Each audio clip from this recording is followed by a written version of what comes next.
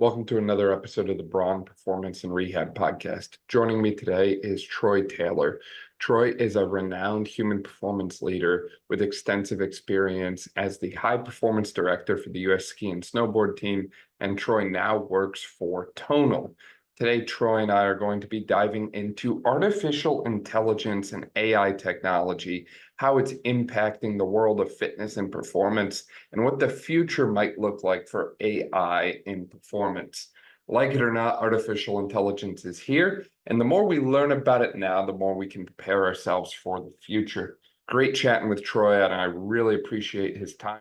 This episode, and every episode in Season 5, is sponsored by ISOFIT. ISOFIT is my go-to for all things isometric strength training and can help you and your athletes win more and hurt less. For more on ISOFIT, you can check the description below. Enjoy. Troy, welcome to the podcast. I'm super excited to work with you today, man. Thank you so much for being here. I really appreciate your time. Dan, thank you so much for having me on. Looking forward to the conversation. Yeah, man. For people who aren't familiar with you and all the incredible stuff you're doing in the fitness space, would you mind filling them in a little bit about who you are and all the great things that you do? Yeah. So my background for about 20 years was in elite sport, exercise scientist, a strength and conditioning coach, sports scientist, mainly in Olympic sport. Over about 20 years from early 2000 through to about 2020, was fortunate to work for, 3 different Olympic teams, Team GB, Team Canada, and Team USA, go to 7 Olympic Games, work with a ton of medalists, really, really fortunate around that, but really essentially helping optimize human performance at the very top end. And then in 2021, I essentially made the switch over to consumer fitness. I got a Tonal for one of the elite athletes. That's the company I work for now, and we can talk more about. But I got Tonal in the pandemic for one of the elite athletes I worked with. I picked up the device. I loved it. I thought it was incredible. And about a year later, I essentially joined the team to head up the performance team here. So bringing these human performance principles into a connected and intelligent fitness device. And I love you brought up your background in, elite athlete, strength and conditioning, overall management, that sort of thing that way, because I think that a lot of people really like that performance sector, and that's really trendy right now. And you're right, we get so much data, and there's new technology coming out seemingly like every week right now in this space. But my question is always, what does it mean? How do we use it? How do we implement it into our framework? And how do we process the data? Because even something as simple as force plates, which it seems like every pro team has nowadays, you can get 7-8 pages of data from one jump. So it's, how do we go about processing that data? How do we know what to look for? And, on top of that, do we even have the human manpower to process all of it when we multiply that out by the number of athletes on a team? And this is an area where I feel like some of those technological advancements, especially AI, can really shine. But, I know a lot of us, myself included, we're probably not using it to the full capacity that it could be used for, I guess I'll say. Yeah, I think you're totally right. I think about all the technology over the 20 years in elite sport that I've bought, and the challenges with, the day that it's going to take me to process the data after, 2 jumps or something like that. And so I think there has been a lot of strides within the performance space in terms of the UX around that, the user experience, and really identifying what are the key performance indicators and how do you draw those out. But it's still an absolute ton of data. And so in the elite sport end, you've got things like athlete management systems, which, for the medical practitioners are like an EMR, but they're mainly for performance related data, whether it's force plate data or tracking volumes and loads from lifting, or catapult data for training performance, or whatever it might be. But essentially aggregation systems of where you can store that. The reporting on that becomes definitely challenging. And I would say most elite sport teams have dedicated practitioners that are just essentially business intelligence. They are analyzing the data and, getting it into a good shape, cleaning the data and getting it out. I think, if I think that's the elite sport end, if I go to the consumer fitness end, I don't have hours, days, weeks, even minutes to necessarily process data. And I think that's where the technology and the AI comes into place, in that the artificial intelligence, the machine learning algorithms can do a lot of that data processing for you. And so if I give you an example from Tonal, sort of of how that might happen, you might be used to attaching something like a linear position transducer, a VBT, velocity-based training, right? It will measure the speed of the reps. Quite common in elite sports, sometimes used in sort of rehab practitioners, are people getting back to the similar kinds of producing the similar kind of velocities, and do we cut sessions at certain points? So something like Tonal has essentially a VBT, a linear position transducer built into it. You never see the data, but we utilize that and an algorithm to essentially measure your struggle. How many reps from failure are you every time anyone lifts in our database? So we're talking over 6 billion reps have been lifted now on Tonal. Every single one of those is captured at 50 hertz, every position and force that is being applied. And so you can sort of understand and model, hey, I don't need to know necessarily whether, this rep was super fast or slower or decreased by X percentage. The algorithm essentially takes care of that on the back end. And you care about, hey, should I carry on or stop my set? Do I need to increase or decrease the load? And the artificial intelligence essentially can help you make those decisions for you.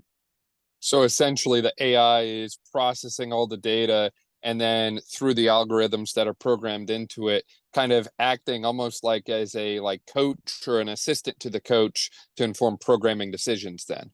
Exactly. So yeah, in that example, hey, you're lifting 10 reps with, let's say, 100 pounds. We can measure the velocity of every single one of those reps along with the range of motion and a whole bunch of other metrics. But, if you're, say, in a hypertrophy muscle building phase, the research suggests you want to be probably 3 to 1 rep from failure, maybe 2 failure, probably not failure all the time, but you want to be close to failure to drive that stimulus, right? How do you know whether you could do an RPE or a reps in reserve things, but the algorithm essentially measures that. If we indicate that you're more than 2 reps from failure, the next time you lift, we'll increase that weight automatically by the percentage that we think is appropriate to get you into that sort of sweet spot zone for muscle growth. So we're essentially acting as the load progression, or vice versa. You really struggled, and we have a built-in spotter mode that will give you an assistance if you don't have a human spotter. We'll regress it next time. Next set, we'll take a few pounds off so you can finish it in that sweet spot. So very much acting like a coach in that sense of progressing or regressing based on an AI algorithm. Yeah, I love that. And that's picking it all up in real time as well, right? Because I love that concept of you're always moving the needle forward or backwards. And a lot of times we try to move the needle forward, right? The concept of progressive overload. We want adaptation. We want improvement. So in order to do that, we have to push things further and push ahead. But sometimes life happens. We talk about it all the time on the podcast. Athletes are people just as much as they are the stud athletes that we watch on TV all the time. And, sometimes they get sick. Sometimes they don't sleep well. Sometimes they don't eat the best because life gets in the way. Stuff happens. And when that happens, we need to be able to adjust our training parameters and load accordingly. Because, if they're on 5 hours of sleep instead of 8 hours of sleep and they're not well fed, they're probably not going to be able to lift as much. You mentioned subjective report metrics that way, like the RPE. Well, RPE would be a lot higher. But, it's a matter of how do we know objectively where to change to, how objectively do we know what to switch the weight to or what to change the set and rep scheme to? And I feel like that's an area where that technology incorporation that you were just talking about could potentially really shine, because you get that data over a long period of time and you can kind of account for the days like that and learn from them more objectively instead of subjectively, if that makes sense. Yeah, no, 100%. It's, the concept of auto-regulation training has been quite popular for 5, maybe 10 years in the elite sports circle. And I think has come into the more consumer general health and even into sort of physical therapist practitioners as a way that, hey, there's some research studies that my 1RM may decrease or increase by, as much as 15 or so % on day-to-day variations. That's normal based on sleep, food, stress, life happening for everyone.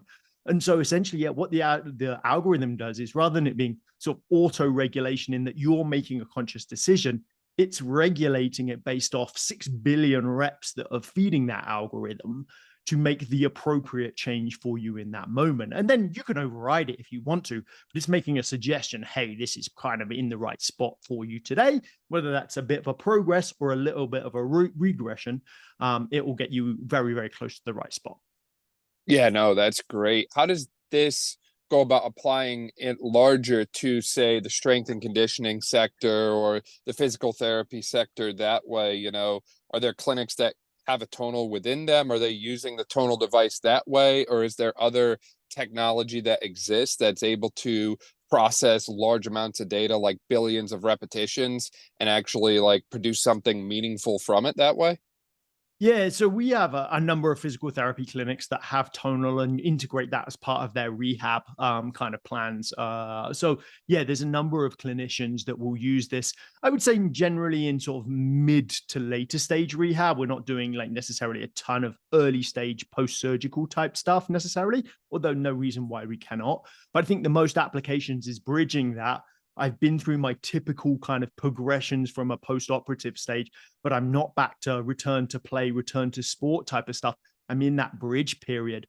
And how can I utilize technology in that space? And so a lot of the times the clinician will be sort of writing their own training programs on tonal, monitoring, allowing tonal to progress them or regress them based on the data and the feedback they're getting.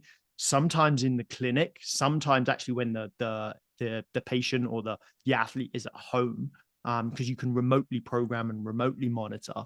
And then something that's quite popular in that sort of stage is also exposure to some of these sort of more, I guess, variable rate resistance. So we, much like adding bands or chains or eccentric to a barbell or to typically a barbell, we can add some of those modes through electromagnetic motors.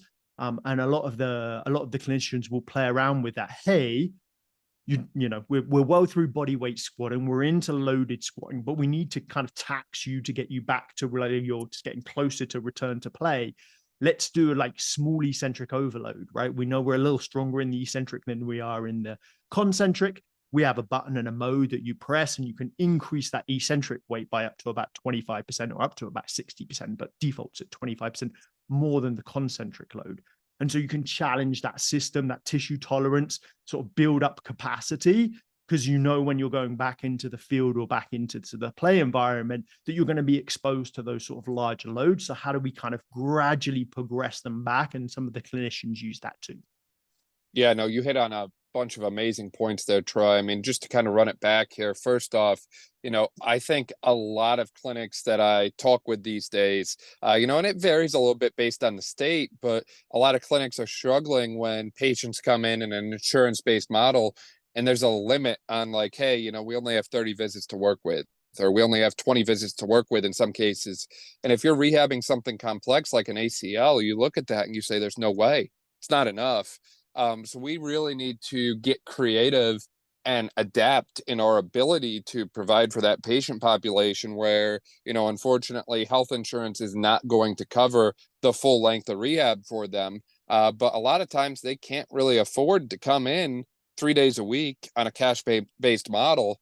You know, it varies based on location, but a lot of cash-based PTs I know are charging anywhere from $150 to $200 a visit. Which, you know, for some people that might be nothing, but for other people, $200 a visit 3 times a week, man, that really hurts. That adds up real quick.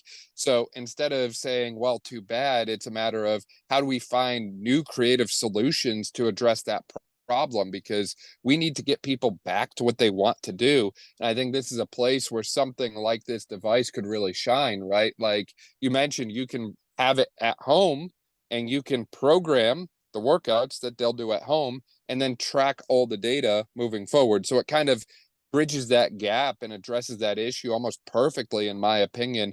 And I also love your point too on the other types of resistance, right? Like, you know, plain and simple, I think a lot of people think about loading and they think, yep, you know, we'll go with the dumbbell, we'll go with the barbell, maybe we'll slap some bands in there or something that way. But there's so much more to it in today's day and age. I love your concept on the overloaded eccentrics.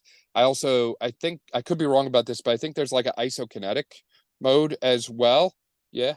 Yeah, we do an isokinetic strength assessment at the start of everything. So that's how we essentially do all of the strength assessment is via an isokinetic for sure. Yeah. Yeah. And it's like having access to all of those things and then all of the data that comes with it in one, you know, compact unit that way. It just makes a lot of freaking sense, for lack of a better way to put it. And I think too, you mentioned about the VBT as well. And that's something, again, a lot of people are tracking, but a lot of times it's confined to a barbell or a bar path or something like a squat or a deadlift. And it's like, but what about all these other movements that athletes might have to do, like rotational patterns and that sort of thing, which is typically where we see injuries occurring a lot of times anyways. Some kind of rotational element is involved. So it's a matter of how can we better assess, train, and track the data that goes along with that. And I think the more you get the data from the training element, the more easy of a conversation it is when it comes time to talk about return to sport, return to performance, and that sort of thing, because you have a whole series of data as opposed to, well, we did these 5 or 6 tests on one day and they look good. It's like you can actually see the progression of it instead of just one bout of testing. Yeah, there's a lot there. I'll start with like the number of visits and how you do. So I was the high performance director of US ski and snowboard for 5-6 years or something like that. The PyeongChang Winter Olympics. So unfortunately, in that job, I saw 140 ACLs, elite athletes with 100 with an ACL, 140 of them. Typical rehab process over that is minimum 9 months, more likely 18. Most of them have, secondary injuries, PCL, MCL, whatever it may be, maybe some cartilage, even occasional meniscus and other things. So longer rehab things, but we'd be seeing them, on a model where, getting back to elite performance is everything 4 or 5 times a week, potentially, which is just not feasible for the vast majority of people in terms of whether it's cash pay or insurance billable. And so what we're seeing is quite a lot of clinicians will do like 1 or 2 visits in person. If they have a sort of a tonal in their clinician, there's like a small fee that they charge so that the patient can come in and get a training session. It's monitored, the data's tracked, they know the volume progressions. It's something the clinician has written. We also see this with strength and conditioning coaches in a personal training environment. Come in, just use it.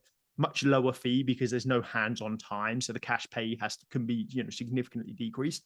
So we see that model. We also see the ones where a patient will decide to buy Tonal at home because then they can train when they want. And then again, the clinician can program all of that stuff while they're away. So sort of see that as a real common one.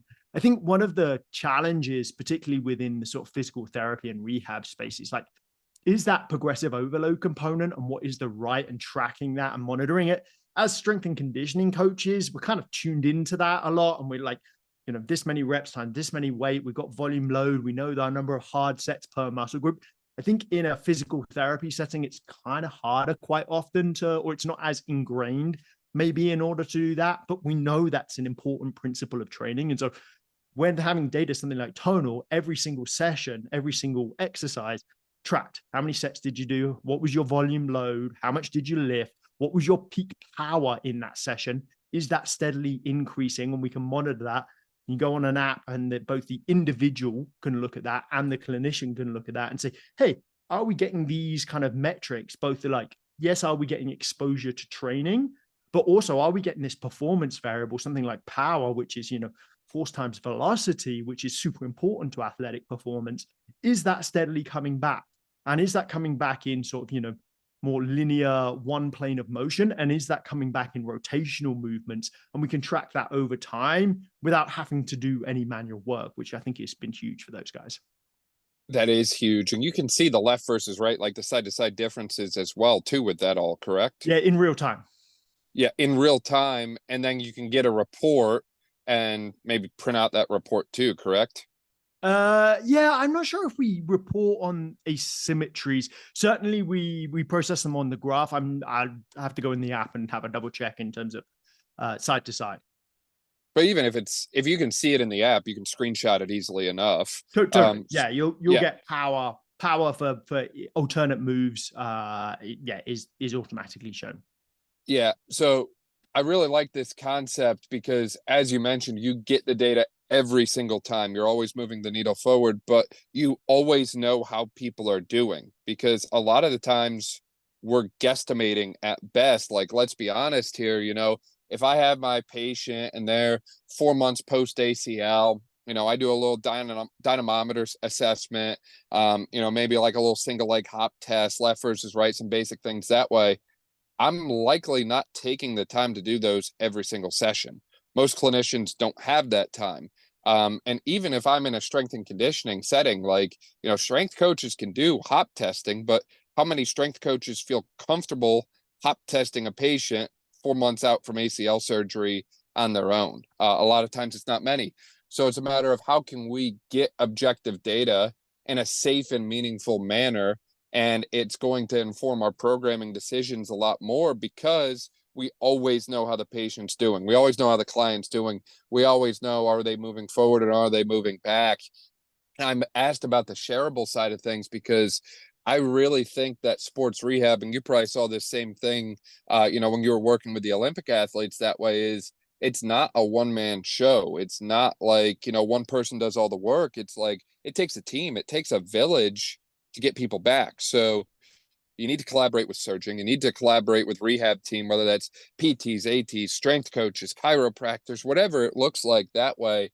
And the more easier you can share the data between everyone, I think the better the outcome is for the athlete. And I think that's something that, we see a lot in today's day and age with the, the presence of social media and the other online world, is we have these clinicians who are acting as almost like, I don't know if the right term is cavalier or what, but they feel like they can do it all themselves and they've got all the answers and so on that way. But in reality, none of us have all the answers. It takes all of us coming together, actually getting data that's meaningful and impactful, sharing it amongst ourselves and having intelligent conversations about what does this mean? What should we do differently? Or, hey, are we doing everything right? And we just need to trust the process and stay the course at this point. Yeah. I think once you start getting data collection in real time or on every session, like it's that dream of like training becomes testing and testing becomes training. And you may still do some standardized like return to play testing outside of that, but you're getting lots more data, a lot more frequently, that you can make informed decisions about, whether that's to push, to hold, to regress. But it's really that sweet dream of testing become training and training becoming testing. In terms of the multidisciplinary teams, I couldn't agree more. At US Ski and Snowboard, for an example, like obviously orthopedic surgeon on something like an ACL or a major injury is certainly kind of things. They're likely to have their own in-house rehab staff that are going to want to be sort of have their specific protocols included.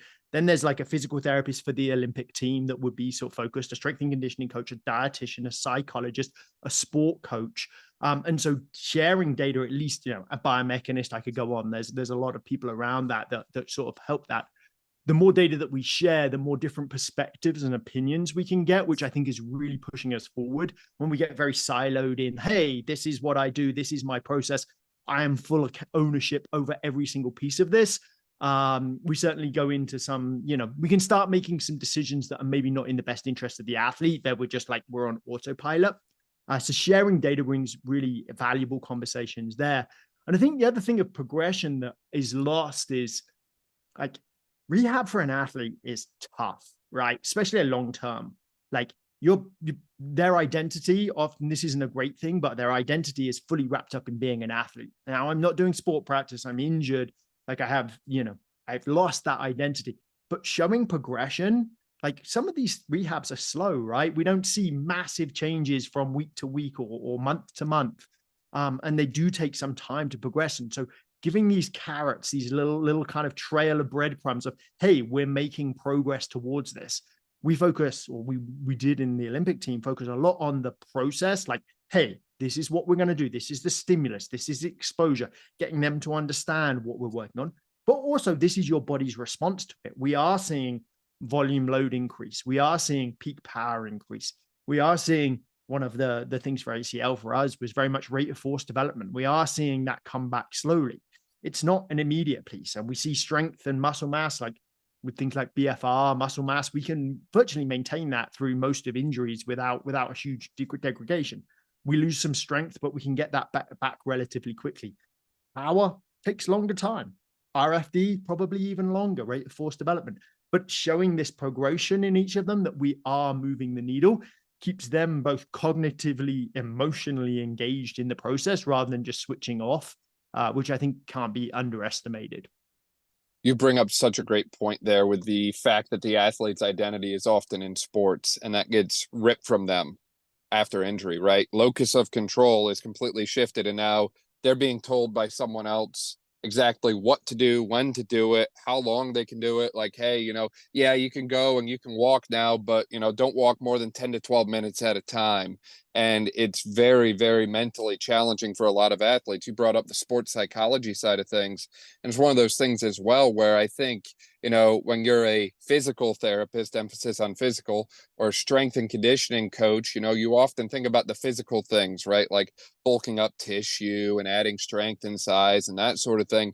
But sometimes those mental elements can impact those performance metrics just as much, if not more, than some of the stuff we do. So having the ability to access, psychology and other mental health professionals as part of the team, but also having the ability to look at the data and say, hey, look, like something's off today in the data side of things.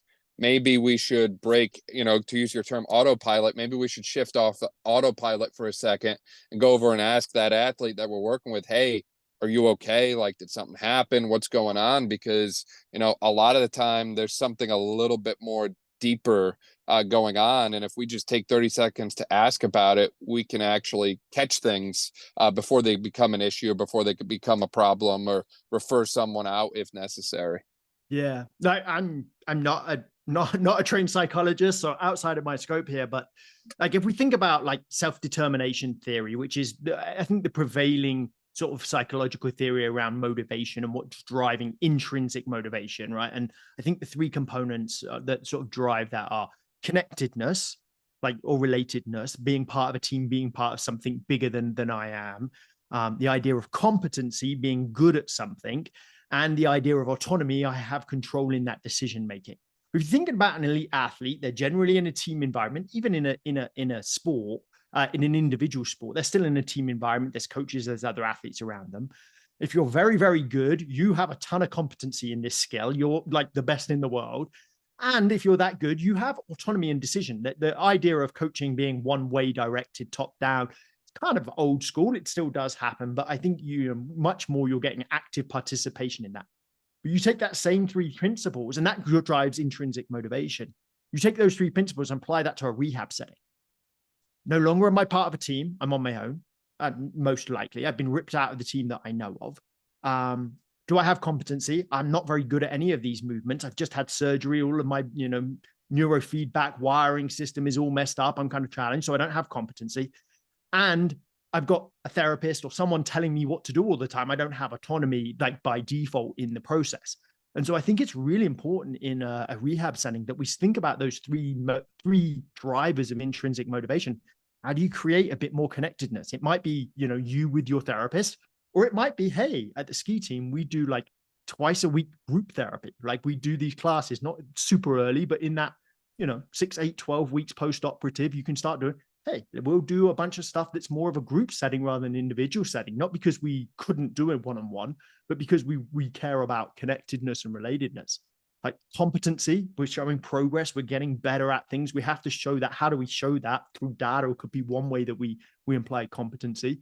And then this autonomy kind of piece it's tough, but like, I think there's a lot of value in creating environments where we have bumper rails, but we don't have a single track, right? In that, within a therapy environment, both from a movement competency, because there's variety and movement capacity that we probably want to build, but from a motivation kind of point of view around autonomy is, hey, give the athlete some choice where like you can't choose to go and maximally sprint 6-week post. That's not a good choice. But what can you do? What options can you give them that allows them some power of choice? Might be a list of 3 things to start with or 5 things, but you can build that over time so they have at least some control in the process, really to drive that intrinsic motivation. Yeah, no, that's such a great point. And I love the way that you broke that down. And the more motivated they are, the more likely they are to get back, plain and simple. Sure. And that applies across the, whole gamut of athletes that way. I don't care if it's middle school, high school, or pro and, D1, D2, D3, doesn't matter what level it is. Like rehab is hard, especially for some of these injuries we're talking about, like ACL, regardless of level. 1 and 3 don't get back to where they were. So it's like the more we can promote them taking control of their situation, the better their outcome is likely to be, in my opinion. Earlier, you brought up some great points as well on the modality side of things. You mentioned BFR, you mentioned a lot of the different modalities that we have access to. If I'm taking BFR or I'm adding NMES or I'm doing some of these different modality type incorporations with exercise like we can do now, how does that impact the data that you're able to get and assess? Is this something that like your AI algorithm is able to account for? Or do you have to like add in like a little note like, hey, we're using BFR on the right leg when we're doing these squats and that sort of thing that way? How does the modality usage incorporation with exercise impact what we get from a data like number objective standpoint that way? Yeah. So the way that we manage that is you create your own new exercise that includes that. So rather than it being a body weight squat, it's a body weight squat with BFR or with EMS or whatever it might be. You custom name that move, and then for the data will all be tracked under that name, which is the simplest way to kind of take it. So you still have the data and still know the kind of things. Whenever you do that session with that particular move in it, it's going to compare to last time, compare the power, but it doesn't get mixed up with just a body weight squat, and then you're getting this data confusion. So essentially, you just tell the system, when you're creating the workout, the sort of specific move that is being done and the modality that is being used, and you can track that way. Is there anything that you've been able to see on your end from the data that is uploaded into the 6 billion reps of Tonal that way, that kind of like supports the use of these modalities more than we already know from a research standpoint? Like, hey, look, we measure, power output with the Tonal device, and we've noticed that clinicians that use BFR, the power is coming back much faster in these athletes than those that don't, or anything like that? I wouldn't say with external devices. It's not something that I've looked at, and I don't know if the data science team has necessarily mined it to look through that specifically. So I can't give you an example there. One of the modalities that's built into the system, or dynamic weight modes that's built into the system that I know we have a lot of data around, something like chains mode for power, and particularly for rotational power. So chains are normally, similar to bands, accommodating resistance, right? More of the chain is on the floor, it's lighter. You come up from a squat, more of it's heavier at the top. We can produce more power with chains generally. That's kind of all bands. Rotational movements are not something like gravity doesn't work on that. Bands can work on some rotational stuff, but there's limits to how much resistance you can add and how much force. But we have a ton of data around rotational chopping movements, rotational lifting movements with chains added. So you're getting this like, hey, it's 20 pounds when I'm up here, and as I turn and move, it's 30 pounds at the end. And so I'm applying force throughout that range of motion, and the resistance is increasing. We have a ton of data around that says that like that's like sweet time for peak power. You're getting really increases. And I think that I wouldn't say it's different to the research evidence. It's just confirming what the research evidence shows in short term, like one-off training studies, is being applied to real world settings across both like normal population. Our population is 18 to 80 plus. This is like, hundreds of thousands of people training how they train in their living rooms or in their home gyms or whatever that might be. So it's very uncontrolled in that way, but it's very ecologically valid because this is how people are training in the real world. Yeah, no, that's such a great point on the chopping patterns. One of my mentors that way, Mike Lair, always talks about chop and lift patterns and the incorporation of PNF diagonal work and that sort of thing that way. So I see a lot of value in that. And I love the point on the, the chains resistance, so to speak, or, accommodating resistance, because as you move through a motion, your muscle's ability to produce force changes based on the length of the muscle. So if I think about like a bicep curl, for example, if I have, say a 20-pound dumbbell, the weight that I feel when I start to curl it up versus the weight I feel at, say, a 90-degree angle of the elbow joint is going to feel very different to me. So if I have something that's actually going to change the weight as I move and make it more challenging in the areas that I need more challenge, and back it off a little bit in the areas where I'm not as, strong, for lack of a better way to put it, I think that just makes a lot of sense. There was a physiologist that was very prominent a few years ago. I forget his name right off, but he was looking at something similar just from a bone mineral density standpoint and the use of bands and accommodating resistance and all these other things that you just mentioned just to build bone mineral density, which I see that as a huge application in the athletic population because we see so many bony overuse injuries. Or if you have one of these surgeries, like we keep coming back to ACL, well, they kind of have to drill tunnels into the bone to, put the new graft. So if we can load the bony structures and make them stronger, why would we not make that transaction to help, better provide for our athletes when they do come back, or even just from a, injury prevention and risk mitigation standpoint? Yeah. I think it's twofold. It's about like optimizing the training or the rehab experience, and how do you provide the best stimulus for the athlete. And like, that's the space that I spent for 20 years in. And I love the optimization space. And I think that's super valuable. And I think chains, eccentric, we have something called Smart Flex, which essentially does what you're saying is where you're strongest, it adds more resistance, and where you're weakest, it takes away. So if you see something like a lat pull down, you're actually strongest in this first portion of the motion, right? And you're weakest here. And we actually know from a hypertrophy standpoint that this is probably the stretch position is probably the most important for a hypertrophy. So we can overload, we can make this heavier. And then as you come down, it gets lighter and lighter and lighter, and then heavier and heavier and heavier. And so you can kind of accommodate the resistance specifically to the movement pack, which is kind of things. But there's this idea from an optimization standpoint, which I love. The other piece where I actually like a lot of these sort of is more for the cognitive engagement and enjoyment perspective. You're on a long rehab and a lot of it is fairly standard, right? A lot of it is doing the basics really, really well and getting them back. But by adding, hey, today we've got like front squats with chains versus just front squats, you're like, well, something new. I'm going to try a little bit harder. I'm going to get back engaged. I've been doing front squats for 6 weeks now, and I'm kind of a bit bored of them. And so there's a way to vary subtlety, not like craziness, not randomness, but it's a way to, one, sort of give a little more variety, and two, to progressively overload in a slightly different way that's small, that I think helps athletes stay engaged, or general population stay engaged. So yes, optimization for bone mineral density or hypertrophy or strength or power, absolutely. But also this idea of sort of staying engaged by making these small manipulations of training that keep it slightly different, slightly interesting, and also slightly progressive. And it adds a competitive element to it as well, right? Like, you mentioned before about the intrinsic motivation factor. It's like, okay, well, I was in here last week. Now this week, I want to beat what I did last week, right? So it definitely almost like, I guess I'll use the term gamifies it a little bit.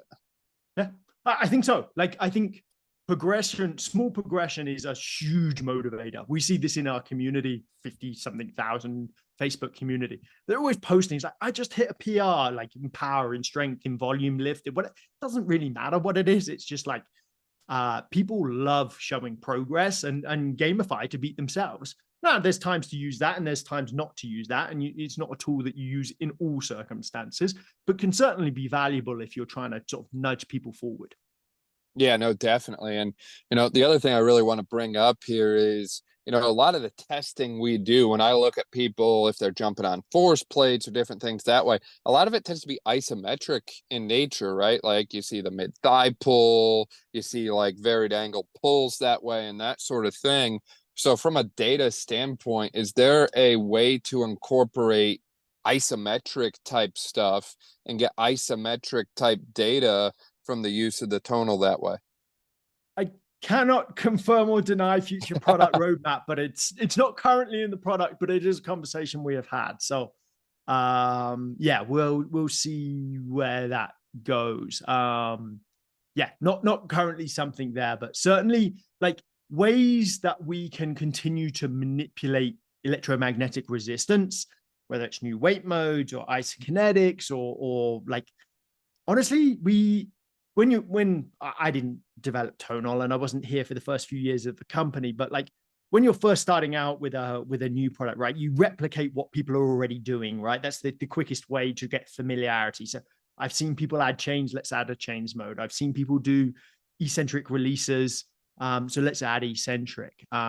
Then you can start, well, what's now possible? Maybe it's isometric. Maybe there's something that's never been possible before because we've been generally working against gravity and now we don't have to. Maybe we can manipulate resistance in a completely different way that might be interesting. And so that's, I think, the fun space that we get to play in the not too distant future, is how to change resistance in ways that maybe haven't been possible before, as well as replicate more of the things that happen. I think that's the exciting part, is the technology is advancing so fast that it's like, next year you think about what could be possible and it's probably beyond whatever your mind can imagine, the way things have been developing that way. Yeah.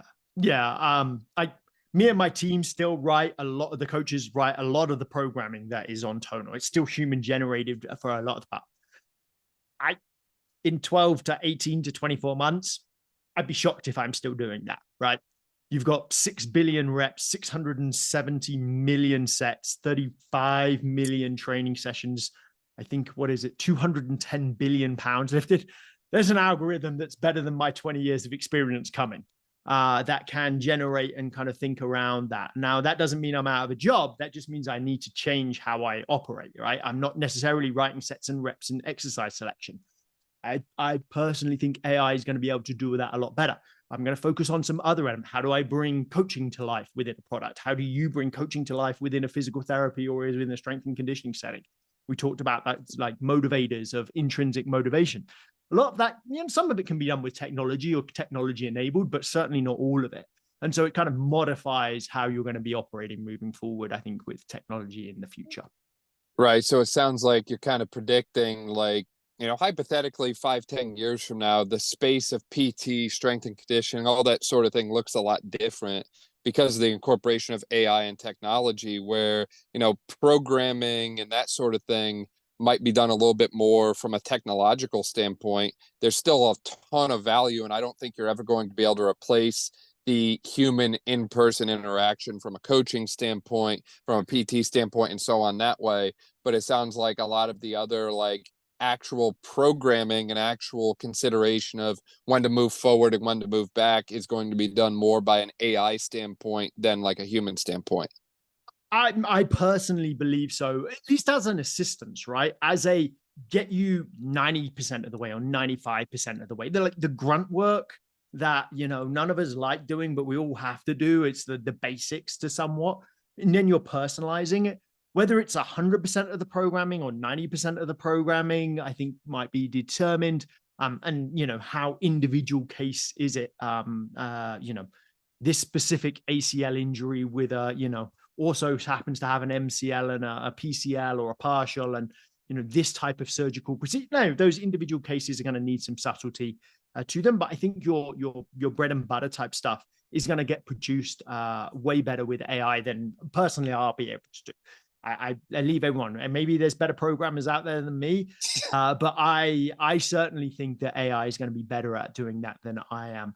I think the interpretation of test results and what that means, and these like disparate data sets, like right now we're taking, might be force plate data, it might be some hop data or jump data, it might be some neurocog data, it might be some sleep data. All right. And we're making subjective evaluations based on all these different pieces and, a ton of education and experience to make a decision. That's a perfect AI algorithm application, right? Disparate data sets joined together to give you what, like, at least some of the options of what might be the best scenario of that. So I think test interpretation in the future will definitely be sort of AI assisted. And you're starting to see this, I think, I don't want to speak out of scope, but like cancer screening and other things like, picture detection, like AI is really good at that at certain pieces. And so training around algorithms for detection of test results and sort of interpretation of those in terms of the programming, which means us as humans, our value is going to be in personal interactions, in sort of the added value around that. Yes, maybe some hands-on work for a therapist potentially, but like, how are we keeping that athlete motivated or that patient motivated? What are we bringing value to them in that space? And we have to spend less time on some of this stuff that's quite time intensive, so we can spend more time on upskilling around those pieces. No, I think that's such a great point. Is, at the end of the day, artificial intelligence is already here. it's only going to continue to grow and expand, and what its capabilities are in the future. So it's a matter of how do we adapt to the fact that it's here and it's not going anywhere. And it's one of those things that, I do see some people kind of deny it. And, I think it's the thing at the end of the day, like me personally, I don't have all the answers. I don't know everything. So it's like the more assistance I can get, the better off it's going to be. And ultimately, it's going to allow me to do better by the person in front of me, because that's what it's all about at the end of the day, is do right by the patient, do right by the client, and so on that way. And the better you can provide for them, I think the better off we're all going to be at the end of the day. Yeah, it's using technology as an enabler. And I think that's the sweet spot. I would imagine, I'm not sure within a therapy setting, but certainly within an S&C setting, you spend at least 25% of your time programming, not delivering. If you got that 25% back, or reduce that from 25 to 5%, what would you do with the other 20%? Like, could you see more clients? Maybe that, like, if you're in a cash pay centering, that would be valuable. Maybe if you're in an elite sports setting or something like that, I can provide more in-person sessions. I can do smaller group work. Like, how do I get that time back? And then what do I do with that time, I think, is the question. Yeah, no, that's such a great point too, on the time side, the revenue generating side, and so on that way. Troy, I feel like you and I could probably talk for hours about this. We're really just scratching the surface on where the technology is going, what the technology is already capable of, how AI plays into the fitness and performance space, and so on that way. Do you have any kind of closing remarks or anything we might have missed as we were chatting today? No, I think we covered a whole bunch. I think in some ways, not just Tonal, but I think the future is kind of here. Like, we're on the front end of a diffusion innovation curve of technology whether it's rehab or strength and conditioning, not just in data collection, but in terms of utilization of that data by machine learning, via artificial intelligence. And I think it's a space that is super exciting. I think there is naturally maybe a tendency from a strength and conditioning coach or from a physical therapist to say, oh, like, I'm going to stay away, it's going to replace me. And I absolutely do not think it is. I think it's about being early on the adoption to understand how you best utilize this to make the most of your, the patient outcomes or the athlete outcomes. And I think there's a lot of opportunity for how we can be more efficient with and effective. Yeah, no, I completely agree. I love that point. And, speaking of technology, and I mentioned social media earlier and all that way, Troy, where can people find you at online? You mentioned you've got all this experience. You might be more MySpace generation, if I had to guess. Or... Ouch. That's true, unfortunately. 2000 MySpace account, I did have one of those. I actually started an Instagram 10 years late last year. I got not so fed up, but I was like, I got some stuff to share. So I posted every day for about 3 months and then didn't post for another 7 months after that. But Instagram is at Strength Science Troy. I now post about weekly. Sometimes Tonal, lots of evidence-based fitness, some of the data kind of side of it. But at Strength Science Troy at Strength Science Troy on Instagram. And then I'm on LinkedIn, and just Google my name. Or LinkedIn, search my name and you'll see Troy Taylor there. And then if you want to find out more about Tonal, our website is probably the best thing, which is tonal.com. Awesome. We'll link to all of that in the description below. That way, if you didn't quite catch it, you can just click there. Troy, I really appreciate your time and for everything that you're doing to help move the needle and move the profession forward. Thanks for everything, man. I really appreciate you having me on, Dan. I really enjoyed the chat. Thanks.